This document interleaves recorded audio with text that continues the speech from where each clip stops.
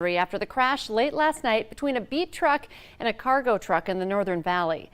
The Polk County Sheriff's Office says both vehicles were west of Euclid when the cargo truck driver tried passing the beat truck just as the beat truck was making a left turn. Both vehicles were damaged, but neither driver was seriously hurt. The driver of the cargo truck, 22-year-old Noah Haberman, was ticketed for passing in a no passing zone. One man is seriously hurt after jumping from a moving vehicle. It happened just before 4:30 yesterday afternoon. The Highway Patrol says a Fargo woman was driving an SUV on I-29 when her front seat passenger jumped out at the 13th Avenue South exit. The 33-year-old Fargo man was partially run over by the vehicle he was riding in before attempting to jump over a concrete guardrail. Two Good Samaritans were able to restrain him. He is in serious but stable condition.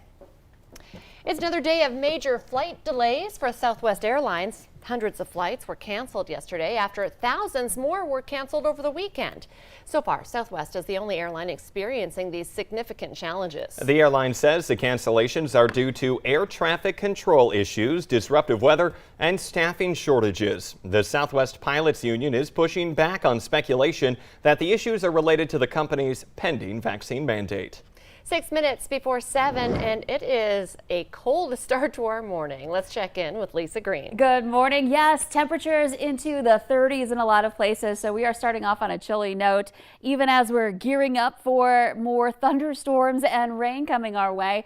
Taking a look at our first alert weather day, Wednesday, just an update on what we can expect. We're looking at this storm system lifting in through the day today. We'll see it moving in from the Rockies and move into the plains, and then late tonight and into Wednesday. We're looking at that moving in from the southwest, so our southern counties will be affected first. Thunder, rain, 1 to 2 inches of rain, so we still have some summertime kind of weather coming our way. It's just going to feel cooler. Strong winds gusting above 40 miles per hour coming up here. And I know there's been talk of snow. Well, that's going to stay west of us into western North Dakota, into Montana in those higher elevations. So we're just looking at rain and again some more active weather. And this morning, some cold temperatures, feeling much chillier out there. There could be some patchy frost, just a heads up, especially in places like Grand Forks where we're at 34 degrees right now. So just a degree or two above freezing. Could have some of that frost developing in some areas. Same thing in Fargo, we're at 36 degrees.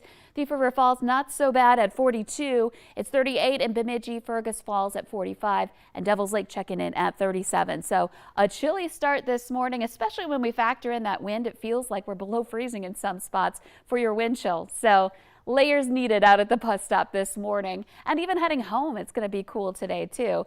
We will be dry. You can see that we're looking at nothing in our area on the radar. There's been snow in the Rockies and in the higher elevations into Montana west, and we will eventually again see our chances for rain picking up later tonight and more into the day on Wednesday. So until then, it's just a little cool. We'll have some varying cloud cover today. You can see midday we might have more clouds and sunshine. Temperatures struggling to climb here. We're looking at some 50s for highs. Fargo high 59 degrees, and wind out of the north into the teens to perhaps a couple of gusts into the 20s. So that's going to take away from the warming we have. So just be ready for a cooler day outdoors. Here's a look at your 7-day planner. Next few days are going to be very active. Again, we're looking at Wednesday, a first alert weather day, rain, wind, thunder. All day long, it's going to be a raw day outdoors. And then this carries on into Thursday, though the showers will be winding down in the northern valley, last to leave that area, and the wind will be sticking around. So again, first alert weather day coming up for tomorrow, and some cool weather to follow. All right, Lisa, a lot to watch out for here in the coming days. Thank you. Police in Dilworth believe they have found the vehicle involved in a burglary early on Friday morning. An officer conducted a traffic stop of a vehicle matching the description late Friday night. The driver says he bought the car earlier in the day. Police are still searching for the 2 people involved in that burglary. Call police if you have any information. A semi carrying barrels of honey overturned on I-94 yesterday afternoon. It happened just west of the Rotsay exit, right around 3 in the afternoon. Over 3,700 gallons of honey spilled into the ditch. You see the barrels of it right there. The accident caused temporary lane closures and is still under investigation. You might have noticed longer wait times at drive-thrus, retail stores, or even at the doctor's office. It's part of the nationwide staffing shortage. And state leaders in North Dakota say it's going to get worse in the next 18 months. With 30,000 open jobs across the state, even the Commerce Commissioner isn't immune to the shortages. I had an appointment this morning to have something done, and they never showed up. They never called, nothing. And this is going to become systemic if we don't do anything about it. Now the commissioner says he wants to use unconventional methods to recruit new workers to North Dakota, like placing refugees in jobs according to their work expertise. That's part of Governor Burgum's Accelerate ND plan being proposed this week in the state Senate. To read more on that, just click on this story at valleynewslive.com or find it on your VNL News app. Starting today, North Dakota lawmakers will begin shuffling through all of the proposals for the $1 billion in federal COVID aid that the state received back in the spring. And now it's up to lawmakers to make a plan. The next week will be spent going over the proposals from state agencies, and then lawmakers will decide who gets what amounts. Let's face it, a lot of the industries and infrastructure have been affected by COVID. You know, a lot of the ideas that I've seen are ideas that were submitted to the legislature, went through the vetting process of the legislature, and were voted on in the chambers and passed. So those ideas have already been worked through. Ultimately, it will be Republican lawmakers in the driver's seat because they hold the majority in both chambers.